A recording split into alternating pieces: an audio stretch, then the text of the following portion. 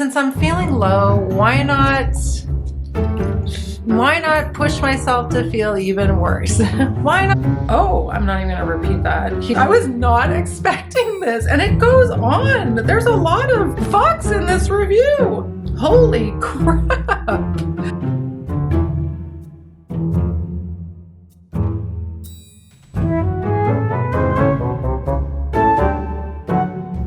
Hi everyone, it's me, Jess. I hope everybody's doing well.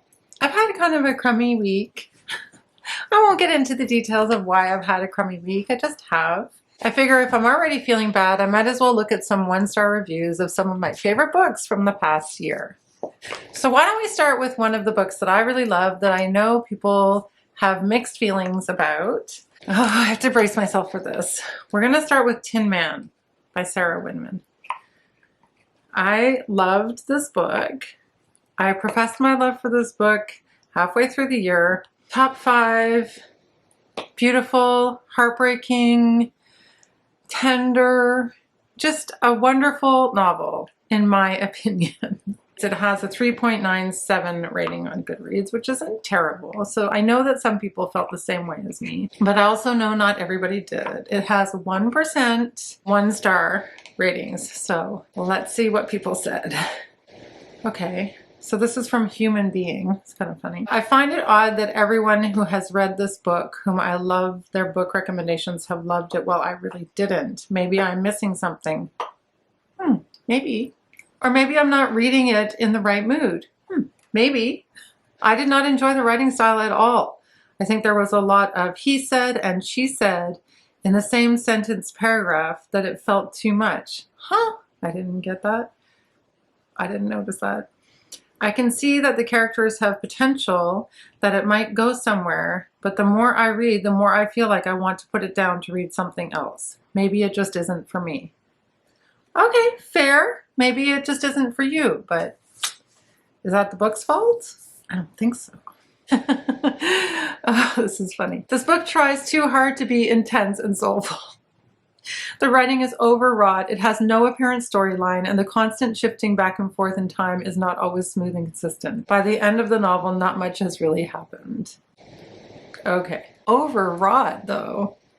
No apparent story. I mean, sorry, but I think you're wrong there. Oh, can we promise to never mention this book again, please? That's harsh. I made a mistake. I don't know what I was thinking. I'm not a newborn, so stop feeding me formula.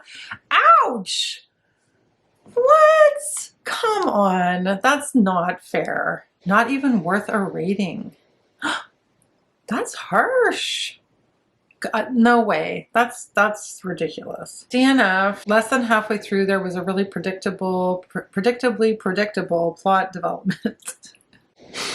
One which I felt was overused in other similar novels and an easy device by the author to fall back on, lost interest completely. Okay, I think that's also kind of harsh. I'm not holding back. A Little Life, Eleanor Oliphant is completely fine. The Kite Runner, Burial Rites, Do Not Say We Have Nothing, The Shadow of the Wind. Okay, some of these I didn't like, I agree. Now I can add Tin Man to this list. Is the list exactly? A list of incredibly hyped and universally loved books that have greatly disappointed me. Aw, I kind of agree with this person actually about Shadow of the Wind because I was disappointed by Shadow of the Wind too. Kite Runner's amazing though, so I'm not sure. And I haven't, and A Little Life, I don't think we can deny that it's a good book. But anyway, those are other books. What does this person have to say about Tin Man? Tin Man is built upon something that I often despise in books, over sentimentality. Okay, okay. All right, so we're dealing with some people who just don't have any empathy, aren't in touch with their feelings. That's okay. That's okay. The heavy-handed telling and not showing got exhausting. Completely disagree. And then this person goes on, seriously, I am not an idiot. I'm pretty sure Sarah Winman doesn't think you're an idiot. Come on. I don't know. Those are weak. That's weak. I'm sorry. Those are not strong one-star reviews that are offering me any kind of real critique that I could get on board with. Sorry. Let's take a look at The Bee Sting. It wasn't in my top. It's got a 4.08 rating. I imagine for books that like The Bee Sting and Our Share of Night and other books that I really like that are long, a lot of people are going to say, oh, we didn't like this book because it was long, which fair enough. If you don't want to read a long book, then don't pick it up, maybe, if it's not for you. But if you read a long book and then you give it 1 star, I really want to know why, and it better be for a reason other than it was too long. So if I have to listen to that, I don't want to listen to it. You shouldn't have picked it up in the first place. Oh my God! This is, oh my God. Okay, this review starts out, fuck Paul Murray and fuck this guy hard. What? That's insane. What an insane thing to write about an author on Goodreads. I loved his first 3 novels with all my heart, but The Bee Sting is overwritten bullshit with flat, one-dimensional characters and nothing especially insightful to say about human beings. Ouch! That is like heavy-handed. How on earth did this god-awful novel written with such a tin ear and such a capitulation of Murray's talents get longlisted for the Booker Prize? Well, it's the equivalent of a pity fuck. Oh my God, this is terrible. Who would write such a thing? Fuck you, Paul Murray. You are a fucking sellout. You are a disgrace for writing this. This is evoking I was not expecting this, and it goes on. Okay, that's crazy. Somebody just is like on a rager there. They need to, like, I don't know, go in an anger management program or go to an anger room or something. Oh my goodness. I can't spoil this rotten mess any more than it already is by telling you. By the time the anticlimax arrives and the author puts the entire family in rain-soaked woods at night, you wonder why he didn't drop all the other characters in the book into the woods at the same time. No. Sorry. Okay, so this person gives a 1 star, but they say, the first half was written greatly, and with each change of voice, I could feel the family character building up. Then the second half came, and it became bad for me with every chapter till the end, and the book was overly long. I mean, you just said a lot of really nice things for a 1-star review, but okay. I mean, aside from it being long, and what didn't you like about the second part? Tell us, please. Oh, okay, this is for not liking the end. The end left me feeling like I wish I had the time back that I'd spent reading it. The punctuation or lack thereof was truly aggravating. From the reviews, I thought I was going to love this book, but I was sorely mistaken. Okay. Many refer to the humor within this novel, but I found none. Perhaps my issue. Perhaps.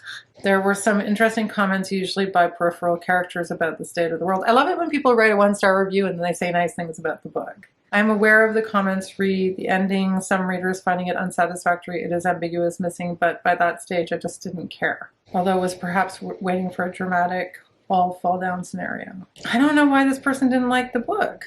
Oh, characters I could not relate to, nor did I like or care about them. Well, a book doesn't have to have likable characters for it to be good.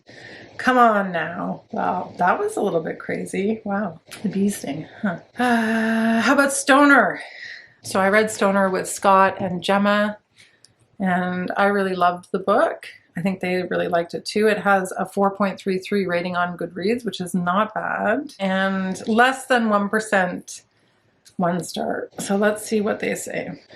Reading Stoner gave me another one of those parallel universe experiences in the Goodreads universe where everyone else lives. This is apparently a much loved and lauded book. Heck, those good folks at the New York Review of Books tell us it's a classic. And has this to say about the main protagonist. As an archetypal American, but as an unlikely existential hero, standing like a figure in a painting by Edward Hopper, in stark relief against an unforgiving world. Okay, I think that's meant to sell. Like, that's a bit of an exaggeration. This person says, I'm sorry, but that's just a crock. Even allowing for reviewer hyperbole, which I do think there's some hyperbole there. The very best that you can manage to say about Stoner is that he's a wraith-like Nebish who manages to glide through this dismal story without leaving an impression on anyone, least of all the reader. Are you kidding me? What? No. People seem to admire John Edward Williams's writing.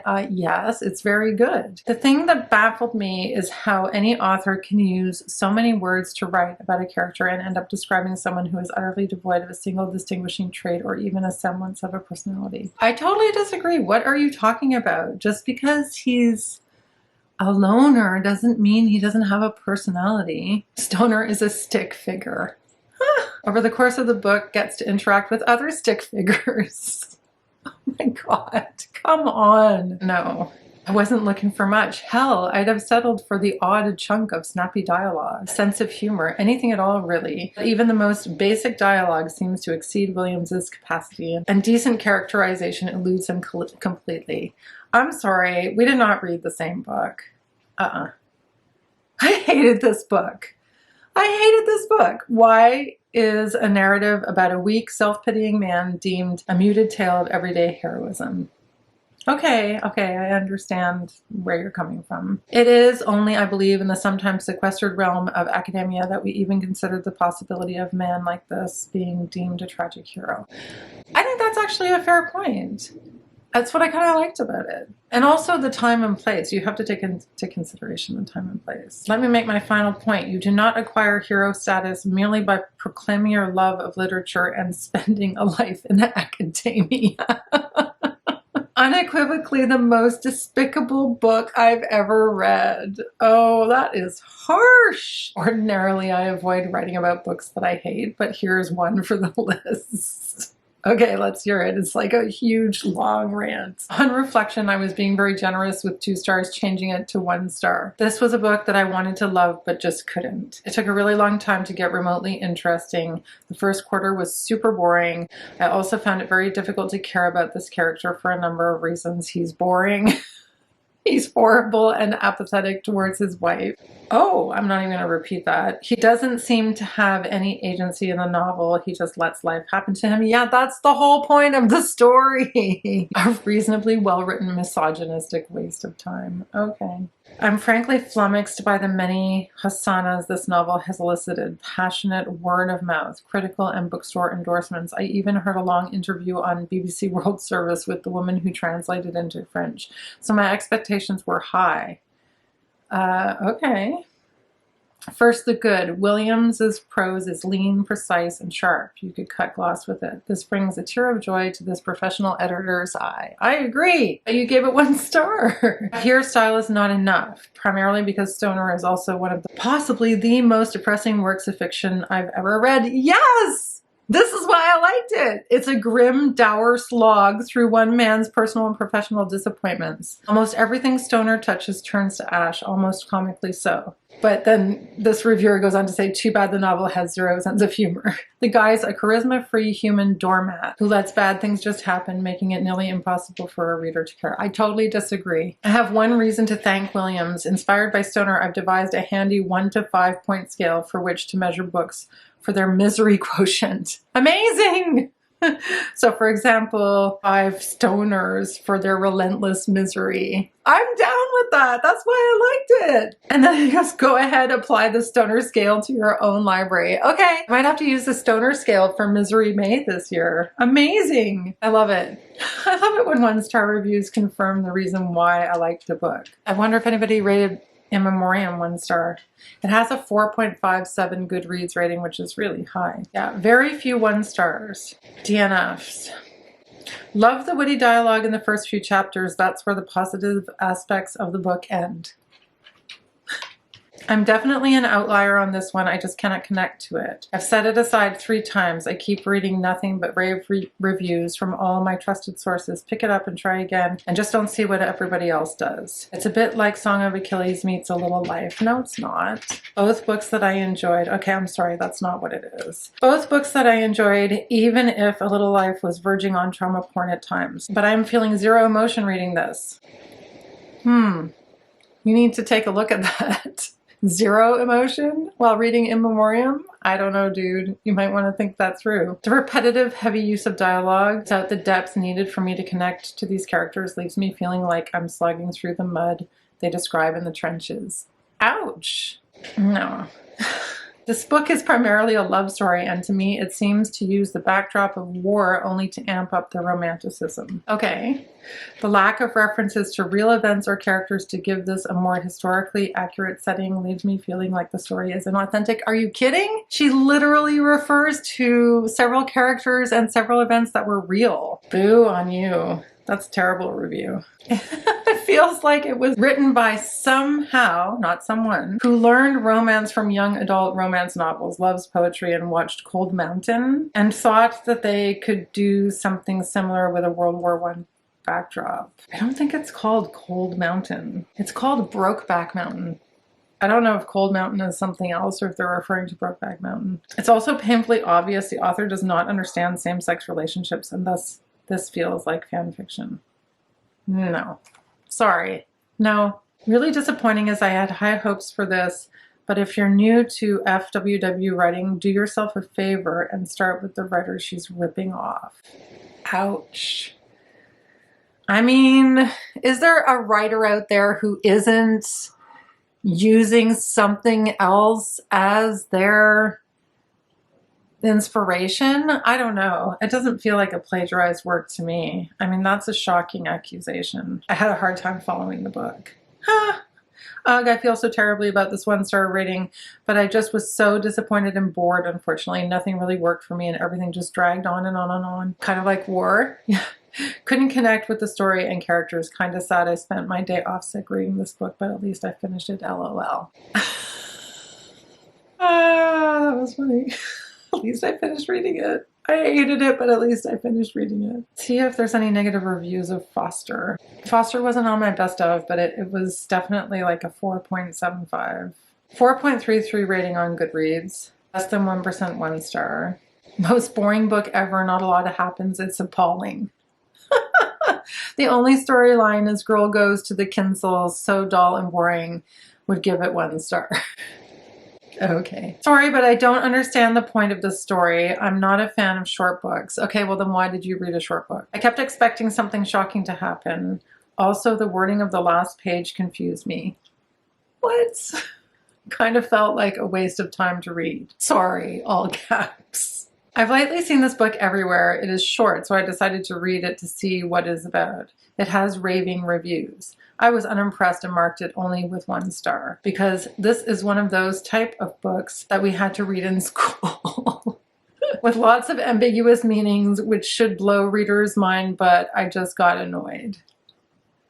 Absolute nothing of a book. A girl goes to live with a couple where she collects the mail. A few months later, she's going back home and is all of a sudden bereft at leaving the couple. She must love collecting their mail. Oh my god. Oh, these are killing me. Yawn. Yawn. Not giving it a 1 star because it was particularly terrible, just that it was pointless, at least for me. It seems to be so popular and everyone raves about it, but it was just there. I felt nothing for this book. It did not elicit one single emotion out of me. Okay, that's scary.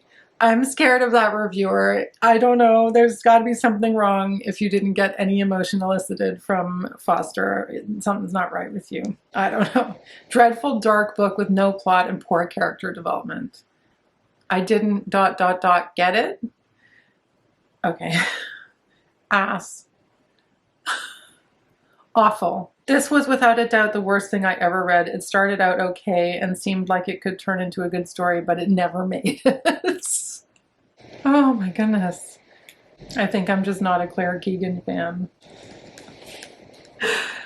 Some of these are hilarious. Some of these are cracking me up. I was wondering why people made videos like this, and actually they're kind of fun. Okay, we can take a look at Our Share Night, but I'm sure people are just going to say that it was long. I wonder how many people say it's not literary. The premise of this book had me intrigued, but pages and pages of unnecessary details and descriptions really distracted me from the plot and ultimately led me to quit. Such a shame, as the writing was good with a nice feel about it. Too slow and verbose for my taste. Okay, fair enough. What a chore finishing this book was. The story really had good bones, but I don't think the author knows how to structure a story in a smart way. Half the time, I wasn't sure what was going on. The pacing was uneven, with completely pointless scenes and tangents, unnecessary backstories, pages and pages of irrelevant details, etc., etc. It was too long, simply put. In my opinion, entire chapters should have been edited out. I mean, which ones and why? Can you please tell me? Be specific. I also didn't enjoy the characterization. I felt the characters were underdeveloped and not distinguishable enough from each other. Did we read the same book? Didn't like the ending. So unsatisfying. DNF'd at 60%. I had been seeing this book all over the gram for weeks, and when it came in from the library just in time for Halloweeny spooky reading time, I was thrilled. Everyone seemed to love this book. Everyone but me, unfortunately. I wanted to like it. I did. On paper, checked all the boxes. But something about it just never really clicked for me. It's a slow burn. Yeah, if you want something that's not long and not detailed and not slow and doesn't do a lot of world building slowly, then you're not going to like this book, clearly. It was enough to keep me intrigued through 2 sections of time, late 70s, then mid 80s, I believe. But once we jumped back to the 60s, I lost interest. What did the 60s do to you? This book was a mix of various themes, which had absolutely nothing to do with each other, and not even one of them had a satisfactory development. Pages and pages of pointless storytelling. And don't get me started on that abrupt ending. Needless to say, none of the characters are likable, and the narrative was not scary or even intriguing. I just wanted it to end. Like I've said many times, I do not DNF books, and that's the only reason I keep reading until it was finally finished. Sorry, but actually I wouldn't even give it 1 star. Ouch. Oh my God. It is glaringly obvious when authors set out to write a 700+ page novel rather than organically let their story and subsequently their word count unfold as they write. What? Now we're criticizing her process? That's ballsy. I am almost certain Enriquez sat down at the beginning of her manuscript of Our Share of Night intending for it to be the 750 page behemoth that it is, and went from there rather than the organic progression that I previously described. Okay, and if she did, so what? That doesn't make any sense. Who cares? What? What do you mean by organically let their story and subsequently word count unfold? That is such a weird criticism. My issue with these ambitious behemoths is that their stories rarely warrant their length, with the exception of book. Well, so you're just saying you don't like long books, frankly. So then don't read a long book. Thin character work and bloated storytelling. Okay. I'm trying, man. It's so boring, but it's supposed to be good. Bro, I'm dying. This book feels like a slog. Okay. I mean, it's not like I haven't heard that criticism of it. It's fine. If it's not for you, it's not for you. This book was a jumbled mess, if I'm honest. I was so excited to read Our Share of Night based on the premise. Completely rushed. What? While this book has some pretty dark and grotesque moments, none of it was particularly scary. The story felt overly disjointed and the end completely rushed, while the rest of the story was far longer and more convoluted than it needed to be. Okay, I kind of agree with that. I did think the ending was a bit rushed. I was intrigued some of the time, but I've never been more upset to have made it through a 600-page novel that had so much potential yet was so poorly executed. No. People are really bummed about this book. That's too bad. 4.31 though. It does have a 4.31 rating. I mean, so a lot of people liked it. Let's see what they have to say about Kindred. Kindred was one of my favorite books from 2022, and I have to say it's fantastic. If you haven't read Kindred yet, don't listen to these 1-star reviews. Oh, I loved Kindred. It was so good. So original, so fun to read, and so much on interracial marriage and slavery, and oh, it was so good. I am shocked at the number of rave reviews this book gets. I mean, okay, I like the premise and I like the setting and I loathed everything else about it. Dana's inner monologue is so ridiculous that it is impossible to sympathize with her. Dana's character ruined the entire book for me. How can you overlook her unfathomable devotion to such a disgusting human being, while at the same time she expresses love and concern for the people Rufus beats, humiliates, rapes, and tortures on a regular basis? The stances for me are irreconcilable. Okay, I can kind of see that. Yeah, a lot of people are criticizing like some inconsistencies in the book, which I can understand. Incredibly boring in every way imaginable. I did sometimes enjoy hating it though, so 2 stars for that. Oh my God. People are mean. Oh my goodness, that was mean. Whilst it is good to be reminded of how unfathomably atrocious Black slavery was, it doesn't make it a good read. It was tedious from start to finish. Okay, buddy. That was not a tedious book. And the tedium was not not important. It troubles me and bothers me deeply that this book is so popular. This book reads like an apology for slavery. Oh, opposite opinion. Others have called out that this book does a lot of telling and very little showing. For me, the biggest thing it showed is how easily the protagonist becomes conditioned to and accepting of slavery, an anti-ideal for the 1970s. Okay. I did not see it that way. Totally unrealistic. The time travel removes the authenticity of the slavery and forces the reader to suspend disbelief. I don't agree with that at all. However, in the process of doing so, the historical elements become blurred and lose the importance of the message. I'm sorry, I totally disagree. Why is it that when writers use, because there were some similar criticisms of Our Share of Night, when she used horror to explore the oppression by the elite in Argentina. Another comment was saying, oh, that takes away from the seriousness of it, but I actually think it does the opposite. I think it actually brings to light these issues in unique and creative ways. Don't think it trivializes these issues at all. I really disagree. Couldn't finish this. Too much dialogue and not enough storytelling. It starts with a bang, but just didn't hold my interest. That's sad. Good idea, bad execution. What bothered me most was the main character, Dana, who was plain as fuck. Why do people have to talk like that? And the time traveling part, imagine you're living in the 1970s and you're suddenly brought back to 1815 and your reaction is, oh, okay, so I'm now a slave and have to endure and witness horrible things, but okay, it is what it is. I don't think that was what? That is not what I read. Overall, it just wasn't a pleasant read. There were parts of it that were hard to read, I'll give it that. I would probably never recommend it to anyone ever. Are you kidding me?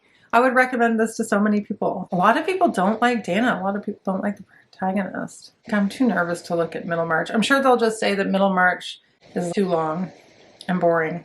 Burnwood, which I loved. It was in my top 10 for this year. 2% 1 star. So yeah, there's some hate for this book. This book rambles and has no chapters at all. That's a bit, you're really specific there in what you need in a book. Also, I don't think it rambled. The plot, if you call it that, basically is that the good altruistic people are naive and clueless and easily taken in and bamboozled by the billionaires of this world who are always up to no good and who always have everything at their disposal to get their way and ruin society and our planet. Yeah. Frankly, I'm not sure I need 400 plus pages of prose to tell me that. But she did it in such a fun way. Are you kidding me? What are you talking about? That's great. That's why I liked it. Third, the story could have been better told if pruned to about 100 pages. Okay, which 100 pages would you take out? I mean, I think it's just so easy with a book that is over 300 pages. There's just some people who don't want to read anything over 300 pages. And if that's the case, I don't know why you're reading a book that's more than 300 pages. I get it. There are some books. Occasionally I have read books where I'm like, I do think it was too long. Burnwood wasn't one that I felt that way about at all. And lastly, the book didn't really end. It just rambled off into the sunset. I feel like this is a book that ended. Did you and I read the same book? Dislike the beginning, dislike the ending, and nothing in between worked for me. Could not make it through 10 pages. Ouch. Can't believe I'm saying this, but my least favorite book ever. Wow. I didn't connect with any of the characters and never bought into the plot. I can't believe I spent 12 days trying to get through this book. Don't bother. Okay, tell us how you really feel. Couldn't get into it. So overwritten and dense. A moment that should be a paragraph is 2 pages long. There wasn't enough to keep me reading. I like long descriptions of the writing is beautiful, but if the writing feels like filler, no thanks. Ouch. Slow and then a ridiculous ending. Oh my God, so bad. DNF. Oh, I give up. I was liking the story of Shelley and Mira. So did I. Love that. And the bit of guerrilla gardening intrigue plus all the good gardening tips. But after Tony's mansplaining diatribe started, which went on for the length of a Bible, I realized I cannot foresee anything good coming. Are you kidding me? That was like the best part of the book. Would like to stomp Tony into oblivion if he was a real person. Boring and annoying characters. Skipped 100 pages just to finish. Truly disappointed with the ending. This might have been the slowest paced thriller I've ever read. Yeah, I can see people who read like commercial thrillers thinking it was slow paced. I dislike gardening, I admit. So choosing a book about guerrilla gardening group was perhaps not the best idea. Maybe not. Shit's annoying, fuck. Who writes that stuff? Birnam Wood reads like a Netflix action thriller, captivating but forgettable. It was an unexpected treat because I do not normally seek out this genre. However, like a Netflix action thriller, the plot and characters fell flat, and though I enjoyed reading it at the time, what? Nothing about it left a lasting impression. Wait, you just said you enjoyed reading it at the time. All right. Wow. Okay, let's take a quick little look at Middlemarch. This is the last one I'm going to do because some of this is actually kind of annoying. It's kind of annoying. I'm not going to pretend. Let's take a quick... I know it's just going to say that it's too long, right? People don't like classics. They don't like Victorian literature. They don't like writing about society or something. Let's see what it says. It's only got a 4.01 average rating, which is kind of crazy, actually. 1-star reviews of Middlemarch, ending with a bang. Okay, I just have to prepare myself for this. I can't, let it get to me. Page 97, ugh. I'm trying, guys, I really am. But right now, I'm about 100 pages into this book, and the thought of getting through the next 700 is making me want to throw myself under a train. And I almost never leave a book unread, so this is serious. However, since it's on the list, I feel I should at least try to give it another chance, but it's not going to be easy. This person goes through to each of the pages. Page 370. Oh my God, I don't care. I don't care. Shut up, shut up. Why are you telling me all of this, George Eliot? Why? Nothing has happened. Okay. Oh my God, that was hilarious. Oh, here we go. Pretentious, overly verbose, lacking in any kind of interesting style, and just boring. Okay, this is where readers like me and readers like you definitely diverge. I'm sorry. You don't know good writing when you see it. You don't know good style when you see it. You don't know humanity in writing when you see it. Like, you're definitely missing it. There was a quotation, Greek or Roman mythology or biblical allusion or pop culture reference of the time in every paragraph. I'm not kidding. I don't think so. Also totally derivative. Yeah, whatever. However, there were a lot of quotable lines and home truths scattered among its many, many unnecessary overwrought pages. And her dialogue was very, very realistic. Oh, I love it how when they come at it with all the negatives, they put in the most positive things that contradict what they said before. Oh, Dorothea, my love, you must die. Die, die, my darling. Wow. I read this book at 18 and loved it, but it has been going downhill in my mind ever since. Dorothea Brooke is such a tiresome goody-goody. Ouch. That's so mean. She has no demons, no resentments, no earthly appetites, no weaknesses, no prejudices, no jealousy, no envy, no regrets, no hang-ups, no earthly appetites. Hey, you said that already. No sense of humor and no personal needs of any kind, just a vaguely smug desire to do good. I hate her. All caps, hate her. I hate her so freaking bad. Wow. I think you might need to go and talk to someone about this because that's a bit much. That's harsh. This is where any kind of love towards literature goes to die. Oh, come on. Like, please. Thank goodness that's over. So much love for Dorothea and Mary, my queens. Love, just hate the world they're in. Yeah, but then why would you give the book a 1-star review?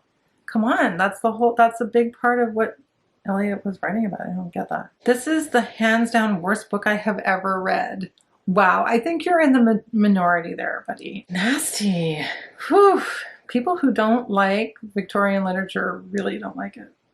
I can say, why do they even read it? I don't even understand. Why read it if you don't like Victorian literature? NF, I just couldn't. Too long, too slow, too many remarks from the author. I felt bored through and through. I feel like I earned a combat medal to have made it through this slog of a book. Alrighty, you go off with your medal now. Piety, hypocrisy, religion, relationships, your basic recipe for a DNF. Are you kidding me? That's my basic recipe for, like, give me more. Are you kidding? Sadly, I could not finish this book. Archaic, stilted language, excruciatingly boring storyline, and lackluster characters conspired to subvert interest. Come on, this is just not the case. Like, I feel exactly the opposite. 100% the opposite. Giving this book a 1-star rating is too generous. This is a very poor book. Way too many characters. Very little storyline, next to no plot or subplot. It totally has plots. It was a collection of random stories. No, it's not. Mutterings, which was incoherently brought together in the finale. If you read it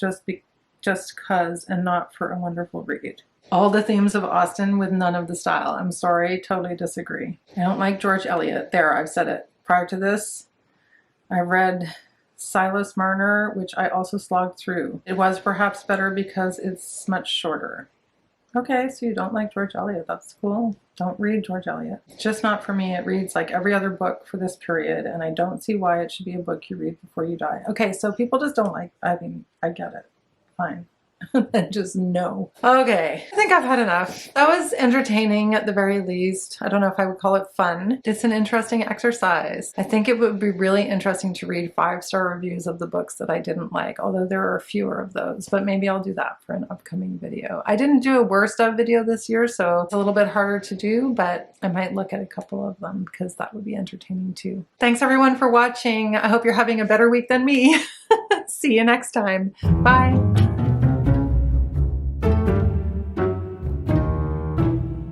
Not a newborn to stop feeding me. William Stoner emerges from it not only as an archetypal, I don't think this is a review. Disoriented in suburbia directions to post nowhere edge, 12 young boys don't read poetry, they read Playboy. What?